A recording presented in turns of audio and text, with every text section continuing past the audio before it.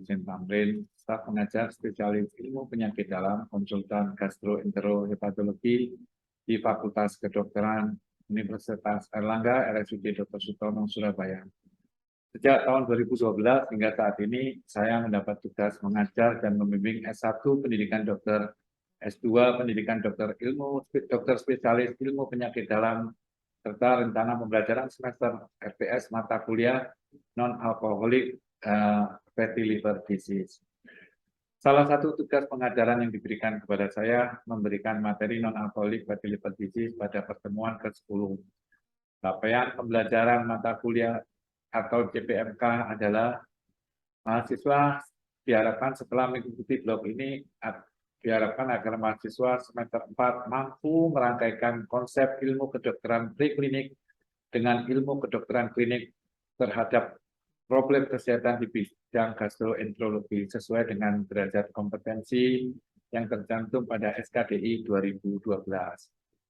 Materi kuliah ini menjelaskan tentang definisi patofisiologi, jenis, sifat, etiologi, bagaimana anamnesis, pemeriksaan fisik umum, serta pemeriksaan penunjang hingga kesimpulan yang muncul akibat non-alkoholik fatty liver disease ini. Nah, metode pembelajaran yang saya lakukan adalah ceramah dan diskusi. Mata kuliah ini diberikan dengan cara bisa dengan tatap muka. Namun kondisi saat ini kadang masih berlangsung satu kondisi yang mengharuskan kita tidak bisa bertatap muka atau karena dalam situasi pandemik. Untuk meningkatkan pemahaman mahasiswa, saya melakukan inovasi dengan mengajar daring menggunakan Zoom. Pembelajaran dengan studi kasus terkait non-alcoholic fatty liver disease ini atau mata kuliah yang lain di mana banyak kasus infeksi dan keradangan baik sistem hepatobiliar, pankreas, diharapkan mahasiswa bisa memahami materi yang diberikan agar tercapai pembelajaran yang maksimal sesuai dengan materi yang diajarkan. Pada mata kuliah ini dapat memberikan gambaran nyata tentang kondisi yang mungkin akan ditemui di pelayanan dan dapat melakukan tata laksana secara tersusun nantinya. Walaupun tidak tatap muka secara langsung, namun tetap terjadi interaksi dengan mahasiswa yang saya lakukan dengan diskusi. Adapun asesmen atau penilaian mata kuliah ini yaitu 70% ujian tulis, baik itu UTS maupun UAS, dan 30% soft skill, meliputi kehadiran dan keaktifan mahasiswa saat berdiskusi. Demikian, selanjutnya.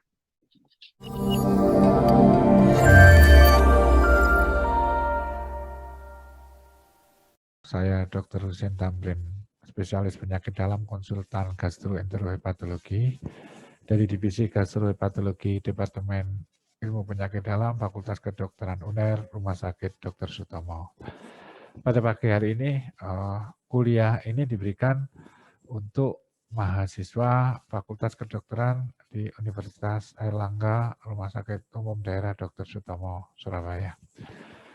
Divisi kami dari liver disease tahun 2018, NAFL ini didefinisikan jika memenuhi syarat. Yang pertama adalah terbukti adanya steatosis hepatik, baik melalui pemeriksaan imaging ataupun secara histologi. Nah, untuk secara histologi dibedakan menjadi dua, yaitu non-alcoholic fatty liver atau NAFL atau non-alcoholic steatohepatitis atau disingkat NASH. Kemudian definisi yang kedua adalah terjadinya akumulasi lemak tidak disebabkan karena konsumsi alkohol, penggunaan obat-obat yang bersifat steatogenik atau terkait gangguan herediter. Nah, NAFL disease ini terdiri dari beberapa spektrum, yaitu NAFL atau non-alcoholic fatty liver yang mana ditandai dengan adanya steatohepatis lebih dari atau sama dengan 5% tanpa adanya bukti cedera hepatoseluler, di mana cedera hepatoseluler ini ditandai dengan adanya hepatosit yang mengalami ballooning atau tanpa fibrosis. Kemudian spektrum yang kedua adalah non-alcoholic steatohepatitis atau disingkat dengan NASH, di mana ditandai dengan adanya steatohepatitis lebih dari atau sama dengan 5%, namun disertai dengan adanya tanda-tanda inflamasi, yaitu hepatositnya mengalami ballooning, baik dengan atau tanpa fibrosis. Pada kondisi demikian, NASH dibandingkan dengan NAFLD, kalau NAFLD jarang menjadi berkembang menjadi sirosis atau ringan, sedangkan NASH ini dapat berkembang menjadi sirosis hati yang nantinya akan bisa terjadi gagal hati, namun sangat jarang menjadi kanker hati. Spektrum yang terakhir adalah sirosis NASH, adanya sirosis yang saat ini atau ada riwayat bahwa yang penderita pernah secara histologis terbukti didapatkan steatosis atau steatohepatitis.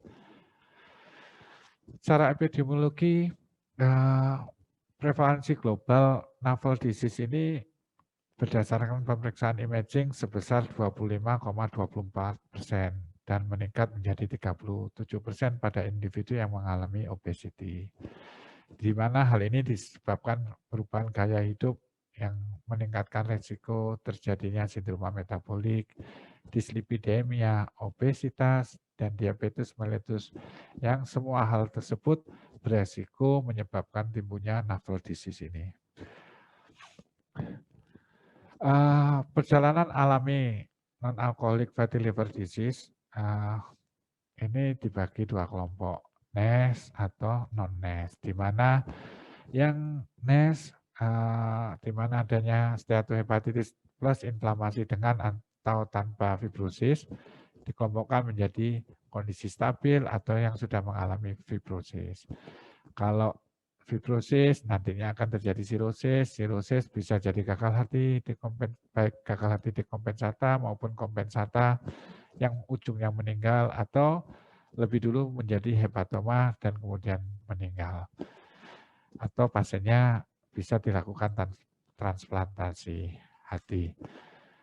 Kemudian yang kelompok yang kedua adalah non-NASH tanpa inflamasi, tanpa fibrosis. Ini kelompok mayoritas. Pada umumnya kondisinya stabil dan mempunyai prognosa yang lebih baik dibanding kelompok yang NASH. Klasifikasi dan etiologi penyakit pelemahan hati ini berdasarkan Hubser tahun 2006 dibagi adalah penyebabnya bisa alkohol, bisa non-alkohol yang sedang kita bahas ini, bisa karena penyakit sekunder yang lain, diantaranya karena obat-obatan, amiodaron, steroid, hormonal seperti estrogen dan tamoxifen, isoniazid, dan prosedur pembedahan. Kemudian kondisi penderita yang harus mendapatkan nutrisi total parenteral. Kemudian gangguan metabolisme herediter seperti penyakit Wilson dan abetalipoproteinemia. Etiologi sendiri dari navel disease ini banyak disebabkan adanya kelompok yang terkait dengan sindroma metabolik. Di antaranya adalah obesitas, di mana ditandai dengan BMI lebih dari 25 kg per meter square, kemudian adanya diabetes mellitus tipe 2, dislipidemia, kemudian adanya kriteria sindroma metabolik berdasarkan ATP3, di mana ditemukan 3 hal dari 5 hal berikut ini, yaitu lingkar pinggang pria lebih dari 102 cm atau lingkar pinggang wanita lebih dari 88 cm. Di mana kadar trigliserida didapatkan lebih dari 150 mg per desiliter, kadar kolesterol HDL kurang dari 40 mg per desiliter pada pria, dan kurang dari 50 mg per desiliter pada wanita. Tekanan darah sistolik lebih dari 130 atau diastolik lebih dari 85. Kadar gula darah puasa lebih dari 110. Patofisiologi dari navel disease ini di mana diawali adanya penumpukan lemak pada hepar yang menyebabkan lipotoksisitas pada hepar, di mana kondisi lipotoksisitas ini akan menuju atau mengarah kepada inflamasi dari sel-sel hepar dan terjadi kondisi kerusakan hepatosit, yaitu steatohepatitis yang ditandai dengan adanya ballooning sel hepar. Bila kejadian ini terus berlanjut, akan menyebabkan liver mengalami fibrosis, yang mana kondisi fibrosis ini bisa menyebabkan sirosis hati dan dalam perjalanannya bisa mengarah ke sirosis hati dekompensata yang akan menyebabkan kondisi penderita bisa meninggal akibat sirosis hepatis atau munculnya suatu kondisi hepatoma akibat dari sirosis dekompensata ini. Diagnosis dari NAFLD ini ditegakkan atas dasar satu, terbukti adanya steatohepatitis berdasarkan pemeriksaan imaging, baik ultrasonografi ataupun CT scan atau dengan biopsi. Yang kedua adalah pasien tidak mengkonsumsi alkohol. Yang ketiga, tidak ada bukti penyebab lain yang dapat menimbulkan NAFLD ini. Kemudian tidak ada penyakit hati kronis lainnya. Dari anamnesa dan pemeriksaan fisik dikatakan bahwa lebih dari 50% pasien bersifat asimptomatik. Namun jika bergejala, keluhan nyeri perut menduduki peringkat pertama, yaitu sekitar 25% dari kasus NAFLD ini. Ditambah lagi kondisi yang cepat lelah. Pemeriksaan fisik dengan mengukur tekanan darah menjadi penting karena tekanan darah ini merupakan salah satu komponen dari sindroma metabolik. Kemudian menilai BMI pasien sangat penting karena obesitas berhubungan dengan faktor risiko terhadap terjadinya NAFLD ini. Tidak ada pemeriksaan fisik yang spesifik pada NAFL ini, namun pada pemeriksaan hepar bisa ditemukan kondisi hepatomegali. Apabila ditemukan ikterik, asitas, edema, spider, teleangiectasi, ini menunjukkan bahwa pasien mungkin sudah mencapai tahap yaitu fibrosis atau sudah terjadi sirosis. Pemeriksaan laboratorium ditujukan untuk mendeteksi adanya sindroma metabolik dan menyingkirkan penyebab lain. Pemeriksaan yang dilakukan meliputi darah rutin, SGOT, SGPT, albumin, gula darah, profil lipid, gamma GT, ferritin, saturasi besi, dan serologi dari virus. Bila ada indikasi, dapat dilakukan pemeriksaan autoantibodi untuk menyingkirkan penyakit karena autoimun seperti ANA, AMA, anti-LKM, dan asma. Peningkatan ringan SGOT maupun SGPT bisa ditemukan pada 25 hingga 50% pasien NAFLD ini, di mana rasio AST maupun ALT pada pelemahan hati non-alkoholik adalah kurang dari 1 dan rasio AST dan ALT lebih dari 2, biasanya pada hepatitis alkoholik. Untuk pemeriksaan ultrasonografi dapat digunakan untuk mendiagnosis NAFLD ini. Dengan gambarannya adalah satu, tekstur eko hatinya meningkat atau bright liver dibandingkan ginjal maupun lien. Sementara visualisasi vena hepatica tampak kabur dan visualisasi diafragma tampak kabur. 3 parameter ini menjadi kunci penting dalam pemeriksaan ultrasonografi, di mana berdasarkan 3 poin penting tadi, ditentukanlah 3 kategori grade 1, ringan, grade 2 sedang, grade 3 berat, di mana grade 1 visualisasi dari diafragma dan vena hepatica mengesankan masih normal. Sedangkan grade 2 visualisasi diafragma dan vena hepatica agak kabur. Derajat berat visualisasi diafragma dan vena hepatica sangat kabur. Kemudian nilai sensitivitas dari pemeriksaan ultrasonografi ini sangat tergantung terhadap derajat steatosisnya. Secara umum sensitivitasnya cukup tinggi dan dalam mendeteksi steatosis antara 60 hingga 94%. Pada derajat steatosis kurang dari 30%, nilai sensitivitas ultrasonografi dikatakan relatif rendah. Biopsi hati merupakan standar emas dalam mendiagnosis dan menentukan prognosis, di mana biopsi hati ini diindikasikan pada pasien-pasien dengan level D yang diperkirakan beresiko mengalami steatohepatitis dan fibrosis. Mengingat bahwa sindroma metabolik ini dapat memprediksi steatohepatitis dan pada pasien level D ini, maka pada pasien-pasien yang mengalami sindroma metabolik ini direkomendasikan pada pasien level D ini dengan perlu menjalani biopsi hati. Gambaran biopsi hati pada steatohepatitis ditandai dengan adanya hepatocellular injury, inflamasi, dan fibrosis. Di mana hepatocellular injury ini jika ditemukan adanya ballooning, apoptosis atau nekrosis dari sel hepatosit, ada malorihialin dan ada mitokondria raksasa atau giant mitokondria.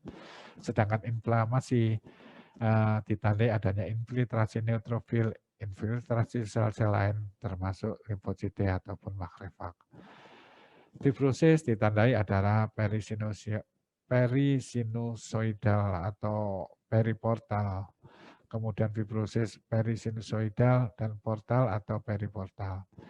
Kemudian ada bridging fibrosis. Yang terakhir adalah sudah terbukti adanya sirosis.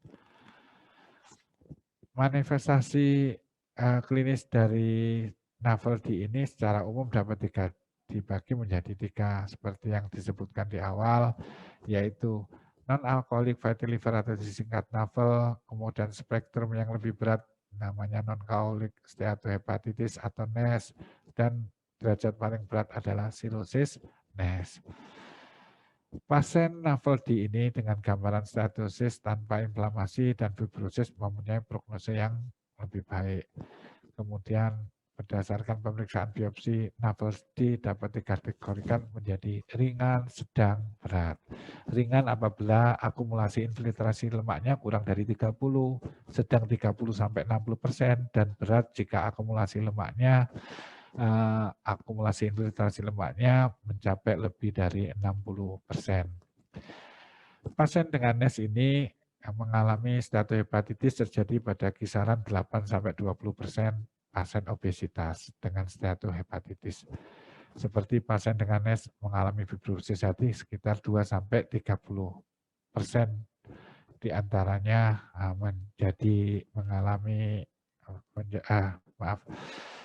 akan berlanjut menjadi sirosis hati. Pada pasien wanita, obesitas atau diabetes mellitus dan rasio AST berbanding dengan ALT lebih dari 1 mempunyai kemungkinan lebih besar menjadi sirosis dekompensata. Tata laksananya pada NAFLD ini diarahkan untuk mengatasi penyakit hati dan komponen sindroma metabolik, yaitu obesitas, hiperlipidemia, resistensi insulin, dan diabetes mellitus tipe 2. Mengingat bahwa pasien NAFLD ini tanpa gambaran steatohepatitis mempunyai prognosis yang baik, maka pengobatan ditujukan pada pasien dengan NASH. Komponen tata laksananya adalah olahraga, di mana latihan fisik aerobik menurunkan lemak hati. Disarankan untuk melakukan aktivitas fisik berupa endurance, bukan nge-gym ya. Kalau power dapatnya muscle, tapi endurance mendapatkan ketahanan fisik. Yaitu bisa jogging, running, swimming, ataupun cycling. Dengan endurance itu atau aerobik ringan sehingga sedang, yang aktivitasnya itu dihitung minimal kurang lebihnya sekitar 30 menit per harinya, atau dengan total 150 hingga 200 menit per minggu, dengan intensitas sedang akan mampu memperbaiki kondisi dari Naveldi ini. Kemudian kontrol diet, di mana restriksi kalori sebesar 500 hingga 1000 kalori akan menurunkan berat badan 500 hingga 1000 gram per minggunya. Jadi target per minggunya untuk pasien-pasien yang mengalami obesitas atau overweight, targetnya adalah kurang setengah kilo hingga 1 kilo per minggu bila dimungkinkan.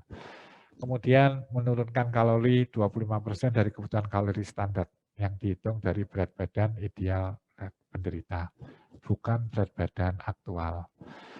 Kemudian menghindari lemak, konsumsi lemak jenuh dan minuman manis.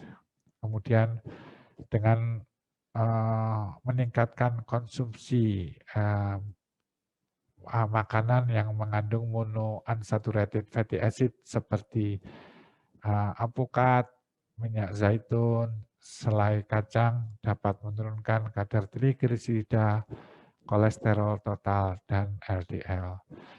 Di beberapa literatur dikatakan bahwa kopi memberikan efek proteksi pada pasien Naveldi dan penyakit hati kronis. UDCA atau ursodeoxycholic acid telah diteliti melalui studi RCT dengan dosis yang berbeda. Hasilnya dikatakan bahwa UDCA bisa memperbaiki profil biokimiawi, namun tidak memperbaiki profil histologi hati. Kemudian kelompok bioglitason diklaim beberapa studi mengatakan bahwa mampu memberikan keuntungan yang signifikan pada pasien-pasien dengan ataupun tanpa diabetes mellitus, yaitu pemberian bioglitason 30 mg sehari selama 12 minggu dapat atau mampu menurunkan cedera hepatoseluler dan fibrosis secara bermakna dibandingkan dengan obat-obatan placebo. Kemudian dikatakan pemberian metformin dapat memperbaiki tes fungsi hati. Tentunya metformin diberikan jika tanpa ada tanda-tanda kontraindikasi dalam pemberian metformin. Demikian juga dengan obat yang lain. Pemberian metformin 3 kali 500 atau 850 per 12 jam sebaiknya disertai dengan pengaturan diet dan olahraga. Metformin tidak direkomendasikan untuk mengobati pasien dewasa dengan NASH. Orlistat atau obat ini ya biasanya digunakan untuk orang-orang yang ingin memprogramkan diri untuk slimming ya, untuk pengurusan berat badan. Ini biasanya dikonsumsi, merupakan kelompok inhibitor lipase enterik, di mana menyebabkan diet yang mengandung lemak tidak dapat diserap oleh tubuh sehingga diharapkan dapat menurunkan berat badan pasien. Dari National Institute Health and Care Excellence merekomendasikan untuk diberikan pada pasien obesitas dengan BMI kurang lebih dari 30 yang gagal dikelola dengan diet dan olahraga. Dosis yang diberikan 120 mg per hari, diberikan segera sebelum atau pada saat makan, khususnya makanan yang mengandung lemak. Yang berikutnya adalah vitamin E, di mana vitamin E ini berefek sebagai antioksidan yang dapat memperbaiki profil histologi pada pasien NASH. Studi memperlihatkan pemberian vitamin E 800 IU per hari selama 96 minggu memperbaiki status hepatitis dibandingkan dengan placebo.